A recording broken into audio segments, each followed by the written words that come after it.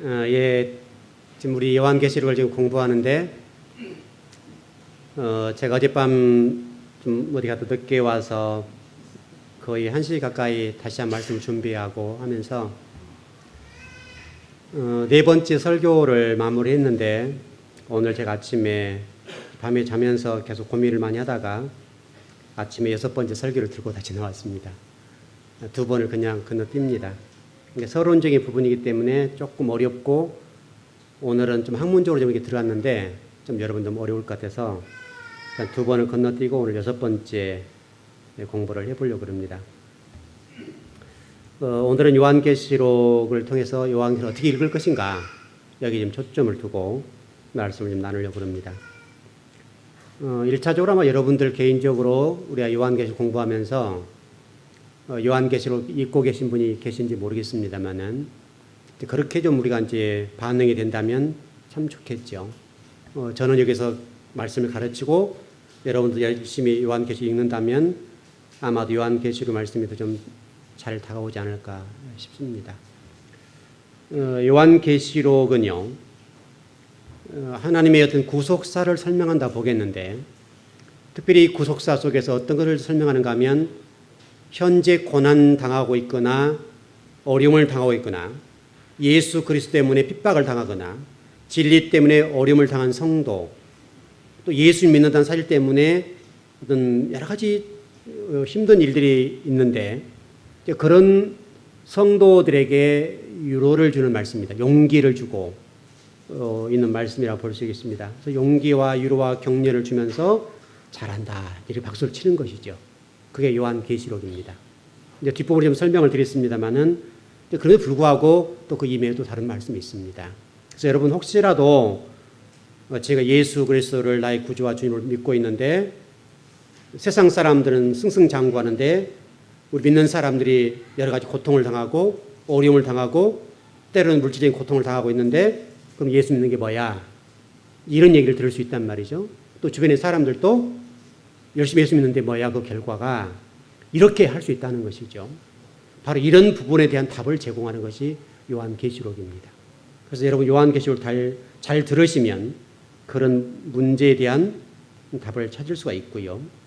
또 특별히 교회와 성도들에게 있어서 아주 중요한 것은, 그렇다면 우리 믿는 사람들이 과연 현대를 살아가면서 진리 때문에 예수 그리스도 믿는 것 때문에 교회가 핍박을 당하거나 교회가 십자가를 지고 있거나, 또 성도가 진리 때문에 어려움을 겪고 있거나 진리 때문에 때로는 예수 믿는 사람들이 왜 그래?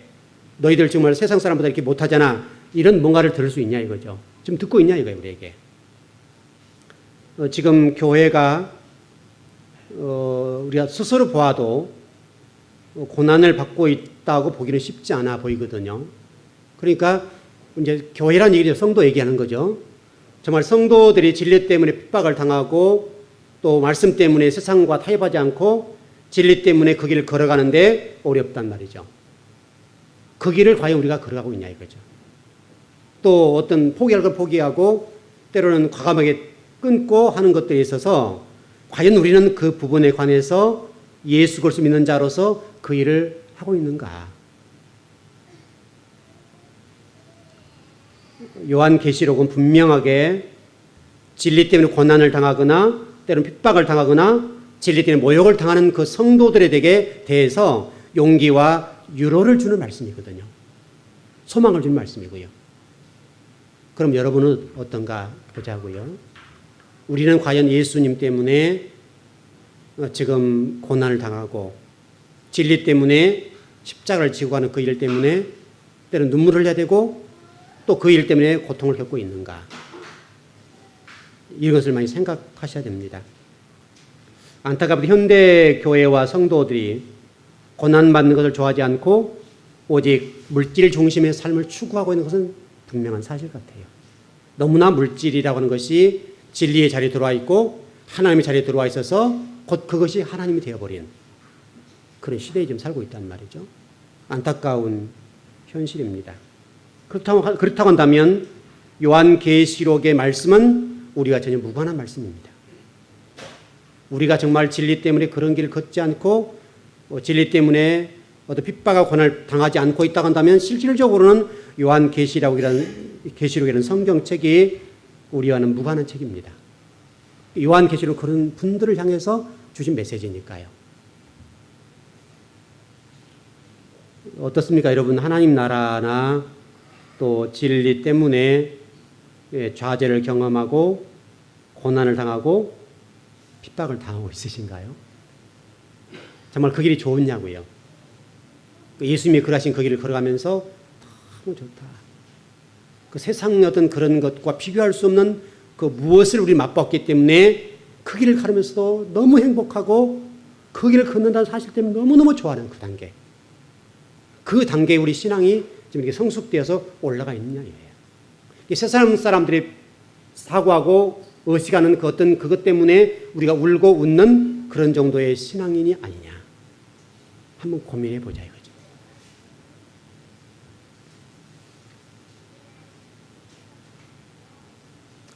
특별히 요한계시록은 당시 소아시아 7교회에게 주신 메시지이지만은 오늘 저와 여러분에게 주신 말씀입니다. 이것을 놓치면 안 돼요. 요한계시록은 바로 여러분 또 저에게 주신 말씀이라는 거예요. 바로 네가 진리를 향해서 그렇게 걸어가고 있고 네가 예수 그리스도 때문에 핍박을 당하고 진리 때문에 때로는 고통을 당하고 좌절을 경험하고 있느냐. 너 그것 때문에 아파서 우냐 이거죠. 그렇다면 하나님께서는 바로 이 요한계시를 통해서 너에게 위로를 줄 것이고 격려해 줄 거야. 또 소망을 줄 거야. 여러분 오늘 우리가 요한계시록 공부해 가면서 절대 잊지 말 것은 요한계시록 안에는 책망과 또는 징계와 심판이 있고 위로와 격려가 있고 또 소망이 있습니다. 그리고 이 모든 것들은 저와 여러분에게 주신 말씀이라는 거예요. 위로도 주고 격려, 소망도 주지만 때로는 심판의 모습으로 때로는 하나님의 징계의 모습으로 또 회개를 촉구하는 모습으로 다가오고 계신다는 거예요. 여러분 요한계시록 안에는 인재앙과 나팔, 대접재앙이 있잖아요. 이 모든 재앙들은 때로는 믿지 않는 사람들 대상으로 하신 말씀도 있겠죠. 그러나 분명한 사실은 인재앙과 나팔, 대접재앙이라는 이 재앙을 통해서 말씀하신 대상이 우리라는 거예요. 우리.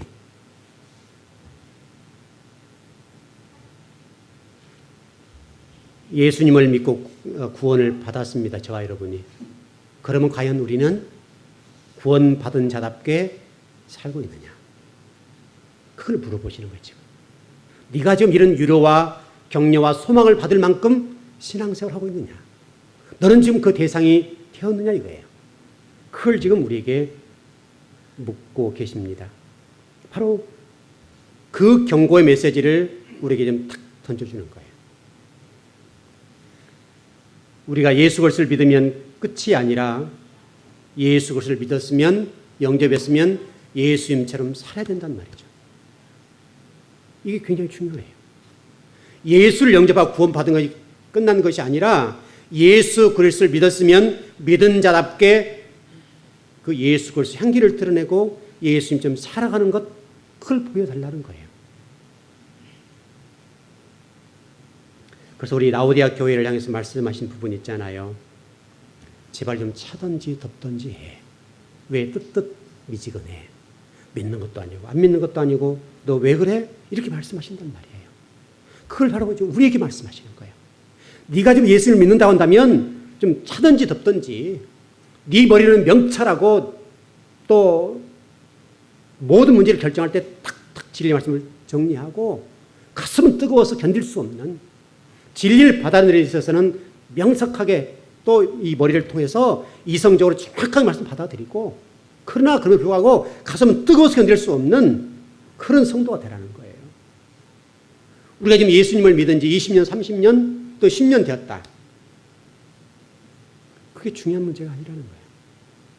30년 믿고 40년, 50년 믿어도 예수님을 믿고 믿는 자답게 예수님의 그 삶을 드러내지 않는다고 한다면 예수 그리스도 향기를 드러내지 않는다고 한다면 20년, 30년, 40년, 50년 믿는 게 무슨 의미가 있냐고요. 아무런 의미가 없어요. 오늘 예수님 영접했다 하더라도 뜨겁게 주님을 위해서 살고 하나님 나라를 사는 게 중요한 문제지 50년 믿는 게 중요한 게 아니라는 거예요.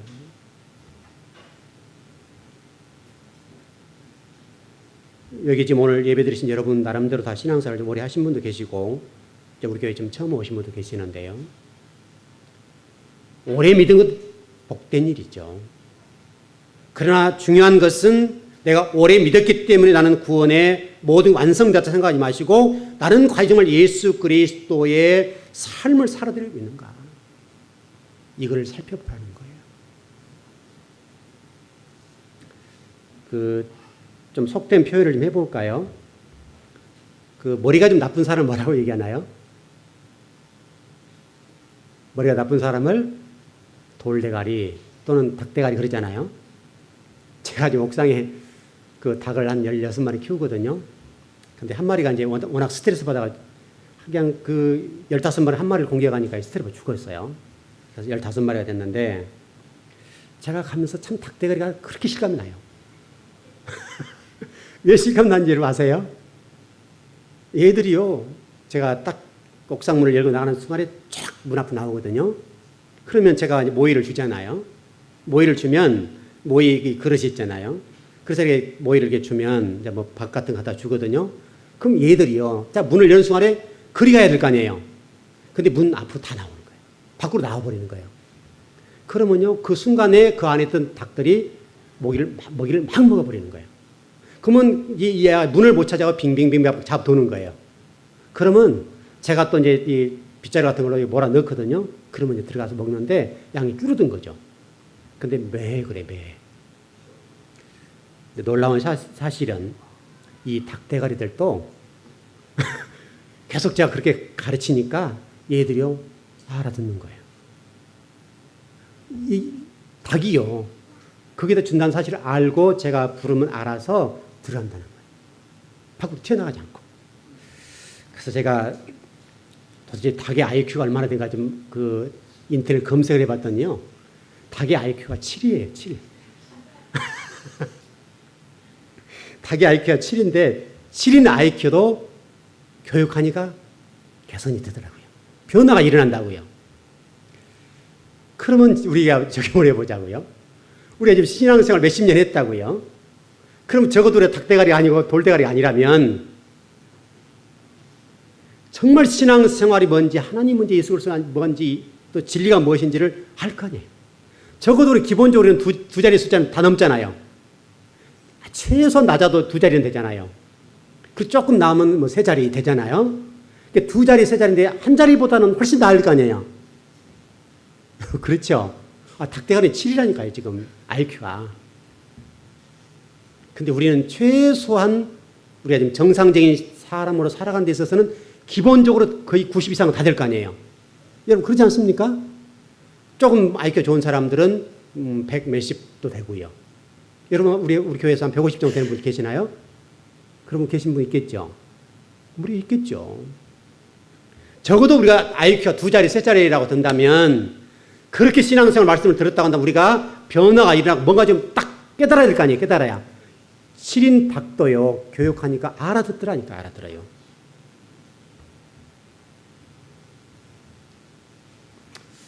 여러분 생각을 많이 해보세요.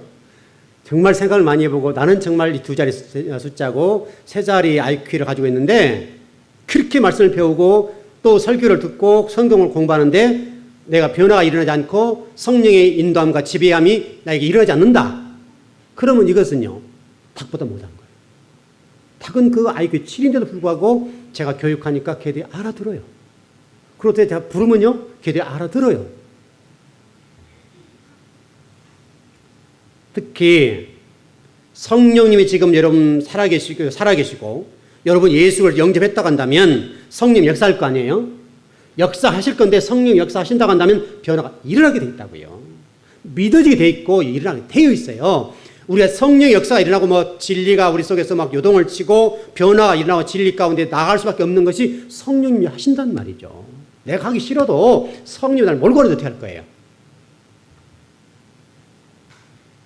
성령님이 주도하시면 우리 삶이 변화가 일어나요.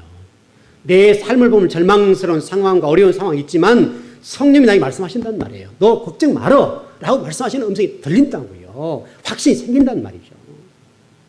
그러니까 가는 거예요.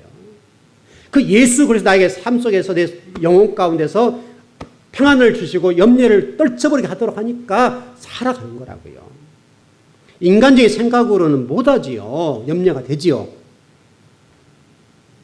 여러분 예수님이 문 밖에 두드리고 계신다는 사실, 여러분의 문을 두드리고 계시고 지금 성전도 마찬가지지만 성전 밖에서 우리를 기다리고 계신 문을 두드리고 계신 그 예수 그리스도, 내가 예수를 영접만 하고 받아들이기만 하게 되면 성령 역사를 하신다고요. 우리가 20년, 30년, 40년, 50년 신앙생활을 함에도 불구하고 변화가 일어나지 않는다고 한다면 문제는 뭐겠어요? 예수님을 영접하지 못한 거예요. 예수님을 영접했는데 왜 변화가 안 일어나요? 왜 말씀이 믿어지지 않느냐고요. 교회 생활 20년, 30년 하는 게 중요한 게 아니라고요. 지금 우리 교회에 오늘 처음 오셨다 하더라도 오늘 이 순간에 예수님이 딱 와서 영접해지고 믿어지게 되는 그 사람이 훨씬 나은 거예요. 여러분 최근에 그 자연재해로 홍수가 많이 일어났죠. 비가 많이 왔습니다. 집중호우 때문에 많은 재산과 인명피해가 있었습니다. 노량진 쪽에도 수산시장 쪽에 갑자기 비가 많이 오는 통에 많은 분들이 운명을 다시 했습니다. 하나님은요, 이 사건들, 전쟁이나 기근이나 또 피해를 당하는 것들, 또 여러 가지 사건들, 이런 사건 통해서 뭘 말씀하시겠어요? 이런 자연재해. 이런 자연재해를 통해서 하나님은 저와 여러분이 지금 말씀하시는 거예요. 너희들 이게 경고야? 라고 말씀하신다. 내가 심판하게 되면 무섭고 무시무시하고 얼마나 두려운가를 더라고 말씀하시는 거라고. 하나님은 지금 그렇게 말씀하시는 거예요, 지금요. 그분들의 어떤 돌아가심에 대해서는 아깝고 불행한 일이지만은, 그러나 그런 일들을 통해서 하나님이 지금 경고하시고 우리에게 지금 다시 메시지를 전하신다고요. 너희들 똑똑히 보고 있지. 얼마나 내가 이렇게 하게 되면 무서운지를 봐라. 여러분 그 성경에 보게 되면 그런 말씀이 있죠. 하나님 바다의 경계를 삼으시고 경계를 넘지 못하게 하신다. 그 말씀 있어요, 없어요? 있죠. 그런데 여러분 그 경계를 하나님이 잠깐만 넘으면 어떻게 돼요? 쓰나미가 되어서 엄청난 재앙이 오는 거예요. 잠깐만 그것을 놓아버리니까. 그래서 여러분 그 경계를 잠깐 놓는 순간에, 여러분 최근에 그 몇 년, 2, 3년 전 얘기잖아요. 수많은 사람의 재산과 인명이 순식간에 싹 사라지는 거예요. 그걸 뭘 말씀하시는 거예요? 내가 이 자연의 법칙과 우주의 법칙을 조금만 놔버리면 이런 일들은 이보다 훨씬 강해. 여러분 그 성경에 이런 말씀이 있죠. 제가 아마 이런 설교를 했던 것 같은데요. 우박 창고가 있고 바람 창고가 있고 또 재물의 창고가 있다. 이런 말씀 드린 적 있죠. 그 요한계시록 그런 부분 나와 있습니다만은 우박 창고에 관련되어서 설명하면서 우박의 크기가 몇십 킬로잖아요. 몇십 킬로. 몇십 킬로 된 우박이 하늘에 떨어진다 생각해 보세요. 이 건물이 남아나겠습니까? 사람이 남아나겠습니까? 무슨 자동차가 남아나겠습니까? 아무것도 남아날 수가 없어요. 우박 창고를 통해 사람이 막 쏟아 부어버리게 되면 엄청난 일이 일어날 거라고요. 바람 창고는요. 태풍. 여러분 태풍 이런 이게 막 도는 바람 있죠? 이 도는 바람이 건물도 날아가 보잖아요. 건물 그냥 확 빨아서 다른 쪽에 옮겨버리잖아요. 사람도 그렇죠. 그 바람에 들어가 버리게 되면 빨려들어서 날아가 버리잖아요. 바람 창고예요. 하나님의 바람 창고. 또 우리 그 베드로후서 같은 데 보면 하나님이 불을 통해서 이렇게 하시겠다. 여러분 오늘 하나님이 당장 해만, 오늘 비가 좀 오는 것 같은데요. 해가 현재 위치에서 1km, 2km, 3km만 딱 지구로 당겨버리면 저와 여러분은 못 살아요. 다 죽어요. 하나님이 우리를 심판할 방법은요, 굉장히 어려울 것 같아 생각할지 모르지만 아주 간단하다. 해만 그냥 몇 킬로 쫙 당겨버려도 다 죽어버려요. 아니면 해를 가지고 몇 킬로를 뒤로 물려버려요. 얼어 죽어요. 하나님의 심판하면서 일도 아니라니까요. 여러분 우리나라도 지금 그 사계절에 뚜렷했는데 좀 주기가 달라지고 있죠. 많이 좀 느끼죠. 겨울에는 춥고 봄은 없고 가을이 없어지고 또 여름은 길고 그래서 요즘 뭐 굉장히 덥잖아요. 그리고 겨울에는 너무너무 춥잖아요. 이제는 사계절이 거의 없어진다고 자꾸 없어져서 이제는 겨울과 여름만 많이 있는 것처럼 보인다고요. 그러니까 하나님이 이런 계절을 통해서도 또는 어떤 해일의 피해를 또 지진 또 뭐 전쟁 뭐 우주 법칙과 자연 법칙을 통해서 지금 이렇게 하는 부분을 설명하면서 뭘 말씀하시겠어요?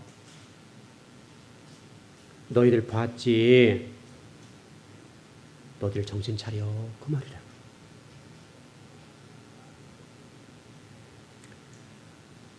그 요한계시로 보면 하나님께서 사람을 죽이신 장면이 많이 등장하죠.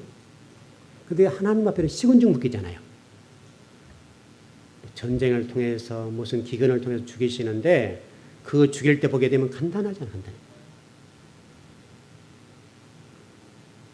그 여러분 죽은 누가 먹죠? 죽. 젊은 사람들이 죽 몇 끼만 주면 먹나요? 안 먹죠. 근데 죽은 주로 그 병상에 누워 있어서 마지막 부름받을 때 죽을 드시거든요. 근데 그것도 못 드시면 나중에는 죽물, 그것도 이렇게 수저로 또 넣어줘야 드시잖아요. 근데 그거 떨어지면 죽어요. 여러분들 어떤 죽을 드시지 마시고요. 오래오래 사십시오. 건강하셔야 됩니다. 건강하게. 그래 분명한 사실은 하나님이 우리를 심판하시게 되면 또 지금 이런 어떤 자연재해와 또는 우주의 법칙을 통해서 말씀하신 것은 하나님의 이 거대한 손이 잠깐만 손을 놓으면 어떻게 되는지에 관해서 지금 말씀하시고 우리로 하여금 경고하시고 그 부분을 가지고 경각심을 가지고 살라는 거예요. 그래서 요한계시록은 지구촌 곳곳에 일어나는 어떤 전쟁과 기근과 자연재해를 가지고 우리 말씀하시는 거예요. 지금도 이 지구촌에 일어나는 그 온갖 일들을 통해서 친절하게 좀 설명하고 있어요. 여러분을 사랑하시니까 그 과정을 통해서 여러분들 좀 보호하기 위해서 말씀하시는 거라고요. 그 말씀을 들으셔야 돼요. 만일에 제가 오늘 설교의 단에 섰는데요. 그 옛날에 제가 어렸을 때 보면 이게 머리 상투 튼다고 하죠. 상투 틀고 가 쓰지요. 그다가 뭐 두루매기라 합니까? 이 옷을 입고 제가 설교를 한다 합시다. 그럼 여러분들이 어떻게 했어요? 참 웃기는 일이죠. 그리고 만약 제가 종로를 걸어간다 생각해 보세요. 모든 사람이 저를 볼 거라고요. 그러니까 우리가 지금 성경도 마찬가지, 삶도 마찬가지, 사고도 마찬가지, 의식도 마찬가지인데 굉장히 빠른 속도로 걸어 다니잖아요. 이게 빨리 가잖아요. 여러분들 요즘 청춘 남녀라 합니까, 그냥? 청춘 남녀를 보면 여러분들이 시선을 돌리죠. 요즘 젊은 애들이 얼마나 부둥켜하고 길거리에서 입을 빨아대는지, 이거 보기가 민망할 정도라고요. 근데 아무렇지 않아요, 얘들은. 그냥 뭐 길거리 횡단보도 건너다가도 그냥 쭉쭉 빨아요. 근데 우리가 민망해요, 그냥. 근데 걔들은 아무렇지 않아요, 아무렇지 않다. 또 그 젊은 아가씨들 보면 뭐 요즘 뭐 경기가 어려우니까 그렇다고 그러는데 이 치마가요 위까지 올라가요. 바람 불면 그냥 이렇게 속옷이 보일 정도로. 근데 걔들은 아무렇지 않아요. 우리가 얼굴 돌려야 돼. 근데 제가 만일에 갓쓰고 돋보 있고 이렇게 상투 틀어서 거리를 나간다 생각해 보세요. 이런 시대인데.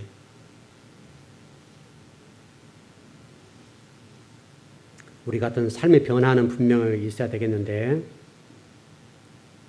그러나 그럼에도 불구하고 우리가 말씀을 중심으로 살아야 됩니다. 자, 우리 성경을 한번 찾아봅시다. 요한계시 11장 13절입니다.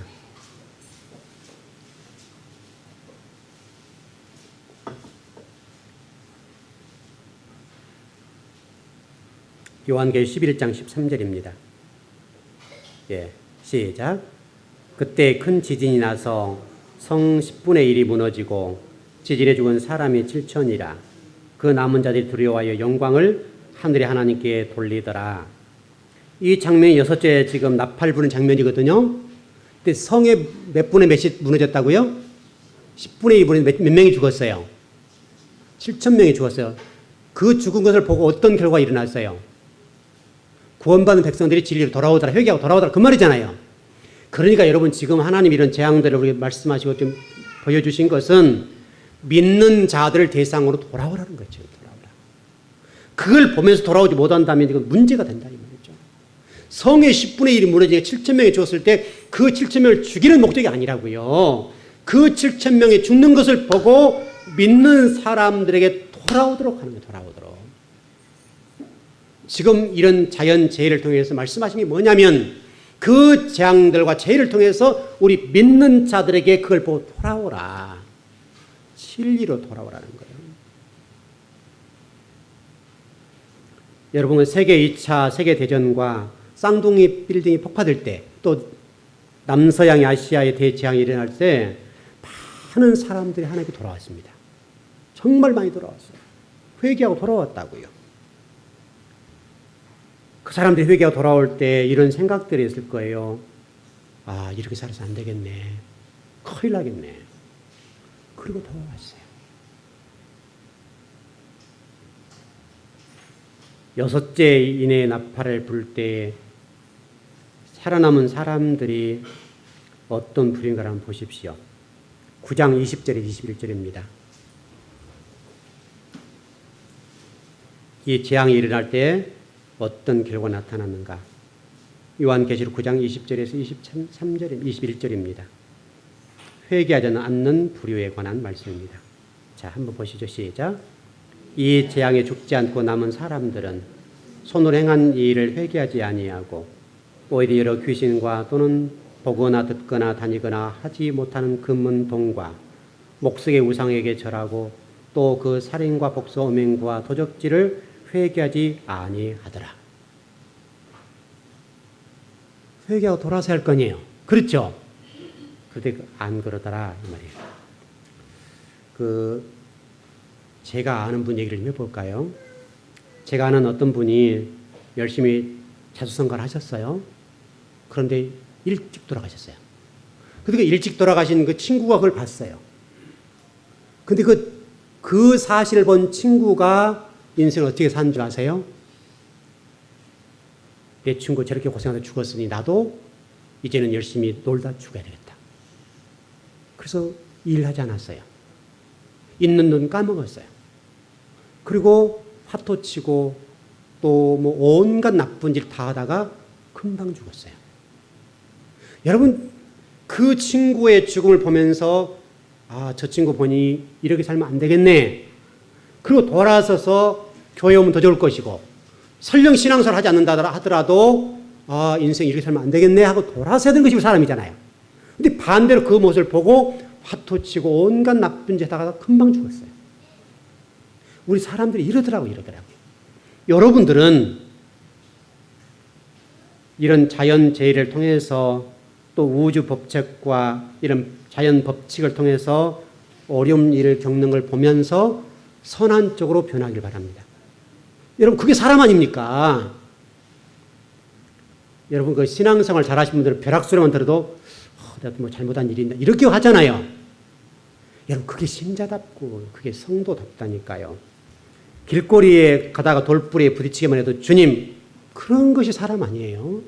근데 오히려 그것을 반대로 나쁜 쪽으로 가는 것은 이게 어떤 사람이냐고요. 근데 요한계시록 보니까 그런 사람들이 많더라는 거예요.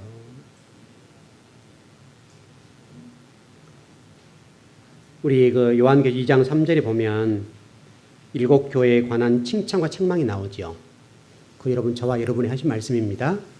놓치면 안 됩니다. 제가 어느 그 지면을 좀 봤는데요. 어느 큰 교회를 섬기시는 목사님이 이런 설교를 하셨어요. 하나님의 것을 도적질하지 말라. 그 설교를 하셨다고요. 근데 여러분 이 목사님 어떤 목사님인지 아세요? 교회 돈을 몇 백 해먹은 목사님이에요. 그러면 그것을 보면 성도들이 설교를 들으면서 어떻게 했어요? 제가 그걸 보면서 왜 그런 설교 했을까? 참 지혜롭지 못하다 했거든요. 해먹었으면 그런 설교를 안 해야 될 거 아니에요. 양심의 가책이 있으니까. 여러분 그러지 않습니까? 그런데 몇백을 해먹고 도적질하지 말라 했으니 그 설교를 들은 성도들의 반응이 어떻게 했어요? 니나 잘해. 그렇게 하냐 이 말이죠. 그래서 그 설교를 한 제목 때문에 지면에서요. 그 어떤 목사님이 어떤 도배를 했어요. 니나 잘하지. 왜 그런 설교를 해? 도배를 했다고 기독교 신문에. 여러분과 제가 성경을 읽고 또 설교를 들으면서 진리로 좀 빨리 좀 돌아왔으면 좋겠습니다. 정말이에요. 여러분 요한계시록 안 읽을 거니까 한번 읽어봅시다. 13장입니다. 좀 긴 본문인데 13장 1절에서 9절입니다.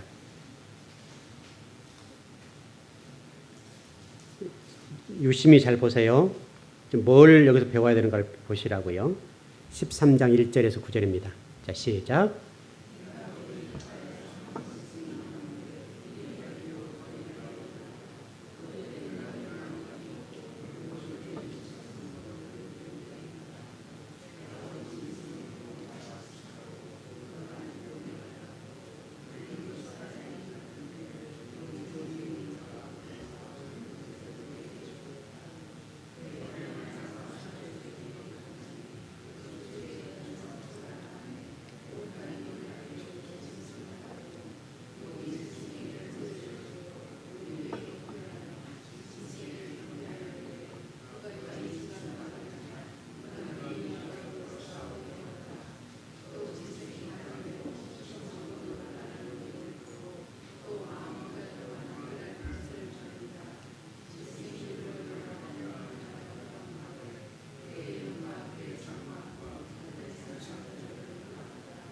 또 권세를 받아 성도들과 싸워 이기게 되고 각 족속과 백성과 방언과 나라를 다스리는 권세를 받으니 죽임을 당한 어린 양의 생명책의 창세 이후로 이름이 기록되지 못하고 이 땅에 사는 자들은 다 그 짐승에 경배하리라.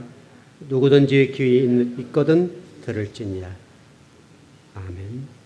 여러분 용과 바다 얘기죠. 짐승 얘기죠.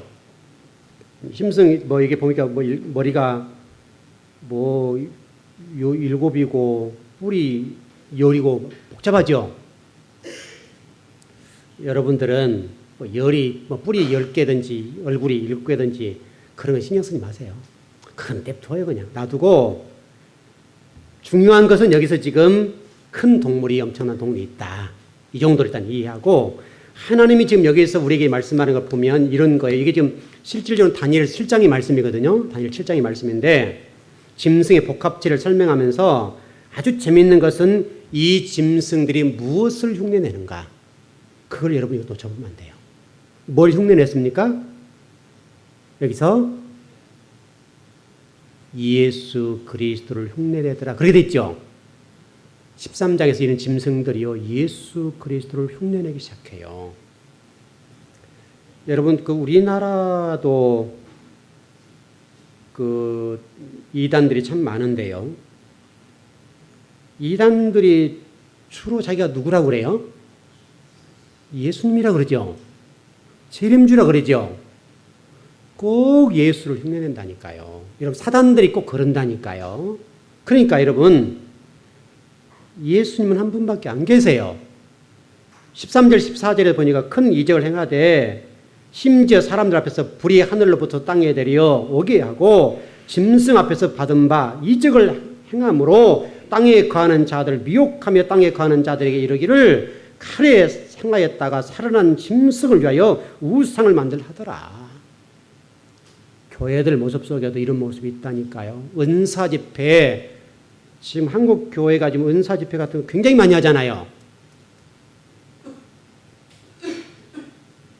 그 이단들 가운데도 무슨 그 해관 무슨 올림픽 무슨 이런 데 모이잖아요. 엄청나게 이적을 행합니다. 쇼를 하는 것도 많고요. 하는데 사람들이 그걸 보고 환호해요. 여러분들 그거 보고 환호할 필요 없어요. 말씀 중심으로 가세요. 사단들이 지금 종말되고 말세가 되면 될수록 이런 집회를 많이 하고 그런 사람을 모아서 죽이는 거예요. 죽이는 거. 성경에 설명하잖아요. 이런 은사 집회나 지금 예수 그리스도를 흉내내는 사람들 조심하라고 설명하잖아요. 요한계시를 통해서 이런 이단들이 흉내내고 좀 사단들이 이런 흉내내는 것들에 관해서 여러분들이 눈을 똑똑히 뜨고 봐야 돼요. 그리고 그들이 보니까 용과 바다에서 올라온 짐승과 땅에서 올라온 짐승을 통해서 뭘 설명한 삼위일체를 흉내낸다니까요. 이들이요. 성부와 성자와 성령 삼위 하나님, 삼위일체 하나님에 대해서 용과 바다에 올라온 짐승과 땅에서 올라온 짐승들이 삼위일체를 가지고 성부, 성자, 성령 삼위일체를 흉내내고 있다니까 지금 이들이요. 사단도 요즘 머리가 똑똑해가지고요. 옛날처럼 그렇게 안 한다니까요. 얼마나 못들어지게 우리를 섬기게 만들고 각종 세상적인 오락과 우리를 그 어떤 놀이 문화로 끌어들여서 죽이는 거예요. 죽여요.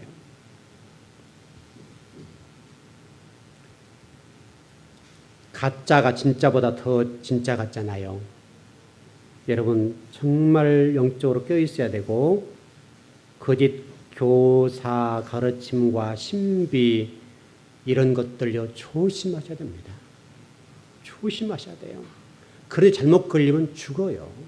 그러니까 여러분 우리가 요한계시를 보면서 지금 시대적인 상황, 자연재해와 우주의 이런 법칙과 이런 지금 말세에 일어나는 현상들을 보면서 화려하게 보이는 어떤 것들, 이적을 행하고 권세를 행하고 사람들이 운집하는 이런 일들에 관해서 조심하셔야 된다고요.